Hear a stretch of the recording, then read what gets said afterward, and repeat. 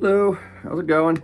So you needed a video lesson today, and I was thinking we possibly could work on a song by Jimi Hendrix called "Wind Cries Mary." We didn't talk about this song, but it does have a bunch of little things that were really useful for playing over chord progressions. So, you know, if you were looking for something outside of just playing regular chords, this little song has some pieces.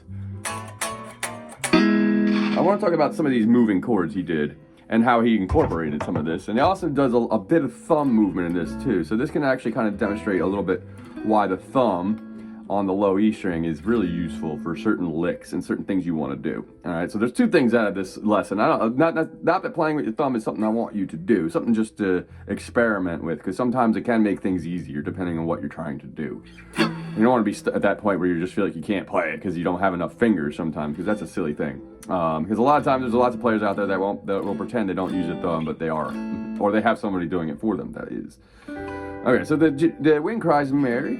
I think there's only, okay, so there's a few chords. Let's talk, you just got an open E. Your normal open E, okay? And then we have 3 chords that are all the same, pretty much just like this, but I use the thumb. So you got the F sharp. This doesn't come up to partway through the song. You know, pretty much just a major chord. You could borrow this whole thing. But depending on the way you're gonna do this, we're gonna do some sus4 stuff. So you need either a pinky free or something like that, and then there's an A version, and then a B version. Okay? Alright, so there's pretty much only 4 chords in the song. They're all the same shape, they're all different spots, okay? So let's talk, now I want to talk about the beginning. These couple chords. Now this is just a power chord. Okay?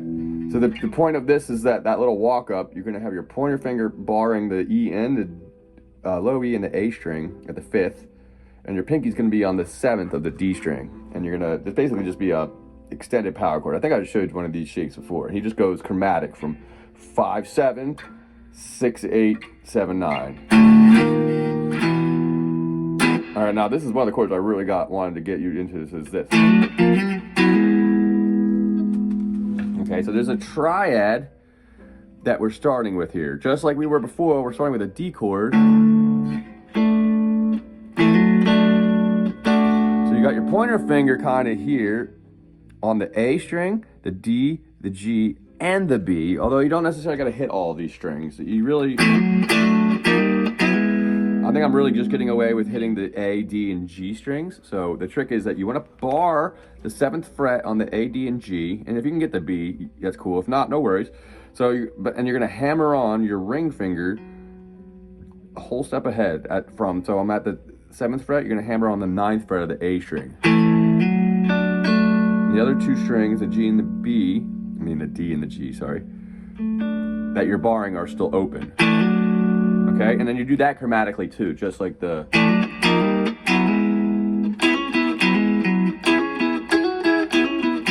All right, once you get up to the 5,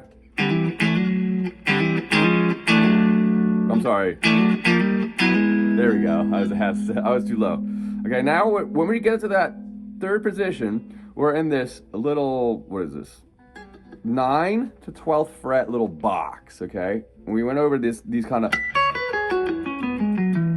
as a major scale box for E in this case, okay? So what cool thing you could do in this is that you can do this little lick we were doing where you hammer on a note and then you have the note under it is open. You can do this up and down.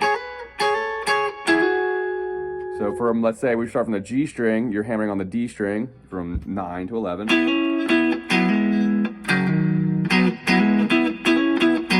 All I'm doing is I'm just changing from the D and G, doing the same thing on the A and D, and then in the E and the A. All right, so the trick is then, so the beginning goes, he does this a couple times, and then does that walk-up chord.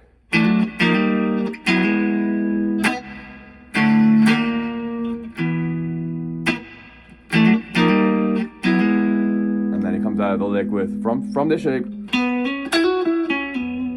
So 9, 11, hammer on 9, 11, 9, 11, 9, all the D and the G. So on the G, back down to D, and and then to a B chord. Now I hold this B chord with the thumb because you're gonna have hammer-ons happening partway through the chord with the pinky. Okay, so if we were doing lists like this, you would get a 7 chord, is the only issue with this.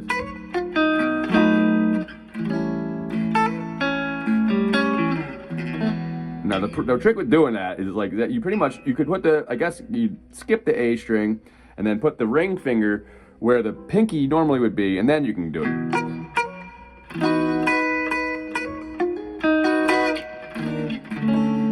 It's weird though like that, because the trick is having to bar and also not hit a note. God's extra notes I don't like. So for me, thumb on the low E string. I mean, it may look like I'm really reaching over, but I'm not. You could get away with your thumb just barely being over and grabbing. I just kind of gotten the habit of this.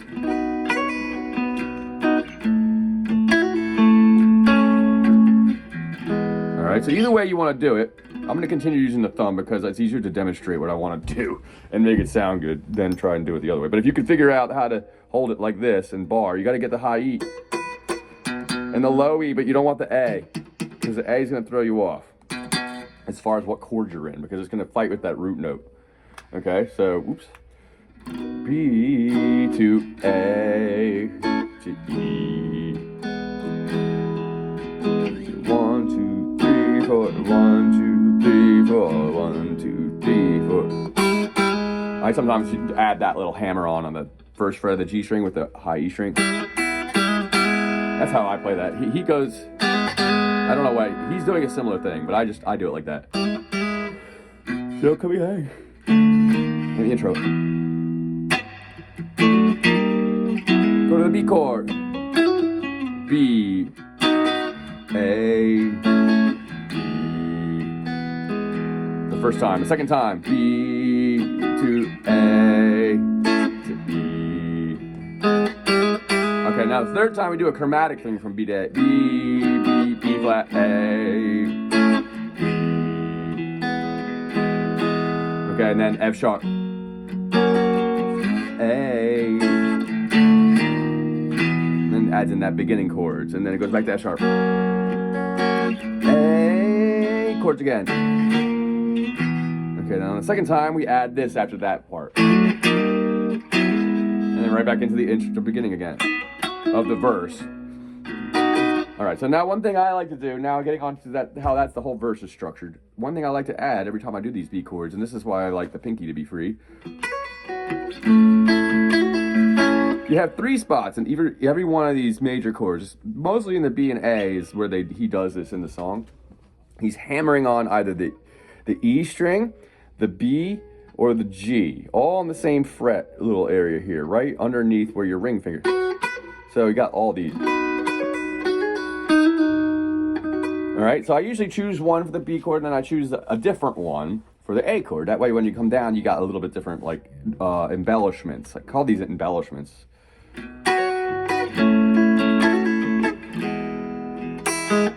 Second time, B. You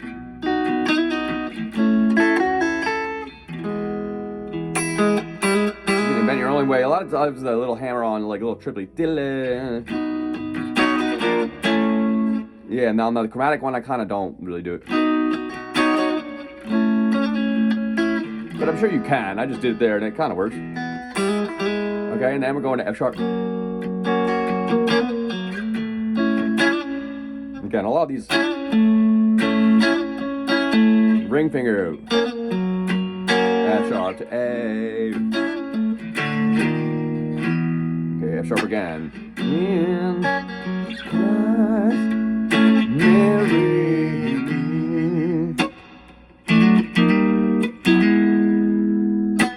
And that, all right. So that's kind of the point of that. I'm going to go over that. Look at. That's the kind of turns it around and starts over that again. Let's go over that again. So I think I did this before. You get 9, 11, 9, hammer on 11 on G, back to 9 on the G, 11 on the D. Okay, yeah, I did do this before, just making sure. All right, so.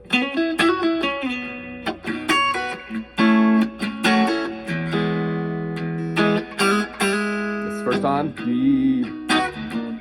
Oops, that was supposed to be the third time I did it. sometimes I'll mess it up. I don't practice the song. Now this supposed to come back, supposed to happen a third.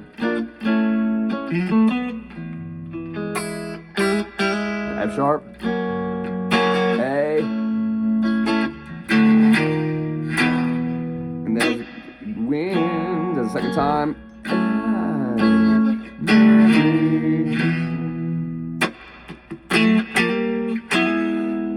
Woo, excuse me.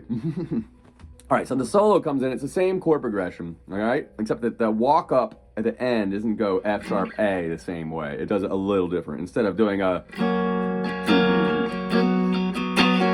All right, so on the solo, he got, and I'll go over the solo with you when you get here, but I want to cover I mean, really all I do when I play the solo is, because I usually don't have a rhythm guitar player, so I try and play the rhythm and the solo at the same time, so it's all about a couple licks in the middle here. So you just kind of go, I start out with a low E string, 7th fret, and then I grab my pinky at the 12th fret. Ah, wait, no, that's not, how do I do it? Well, I might show this when you come back. We'll go over this. I want you to just work on these, like, Curtis Mayfield chords, as I call it. Excuse me. Okay, there's a lot of different places you can do these. One, you know, going back to our open C major, our E major spot.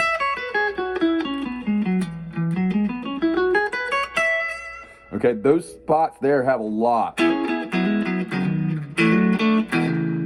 I also come back down 2 frets over top of the, if we're looking at it from an E perspective, you come back down to where the root exists on the A string. You know, kind of like where you got a whole bunch of options in this little spot. All of them are the same thing.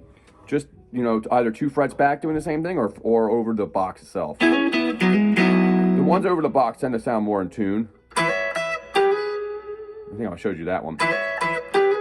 All right, a lot of those things are just the Curtis Mayfield style. Excuse me, caffeine.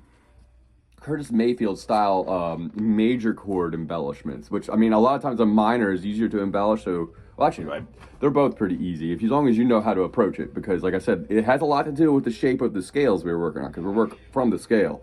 So, you know, all these chords are kind of hidden inside that scale box. All right, so we'll go over that a little bit more. So basically, let me talk about the solo arrangement here. So, A, just like a verse.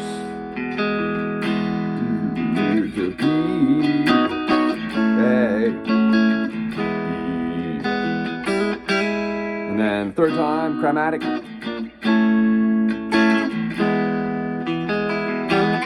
Like out here.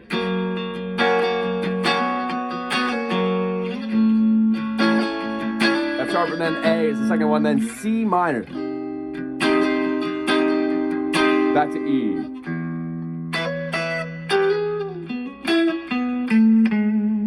Okay? All right, try it up to there. Pretty much that's the whole song. The solo, you might be able to figure out on your own. It's pretty easy. It all comes out of this box. A lot of times I just go...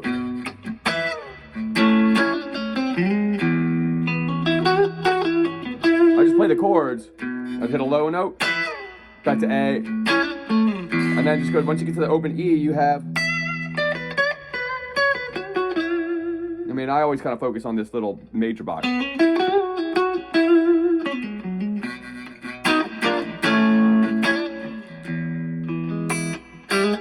then we go to extra major.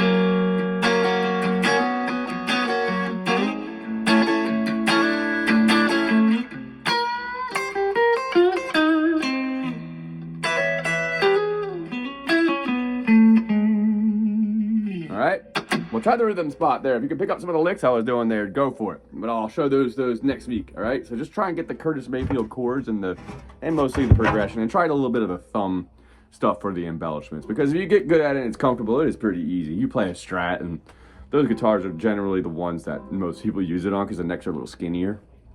Or it depends how big your hand is and what guitar you like. So, but you know, just give it a shot. You know, you don't have to use it, but it's always good to have it in your pocket in case for some reason you need to use it. So, all right, bud. You have a good one. I'll see you next time.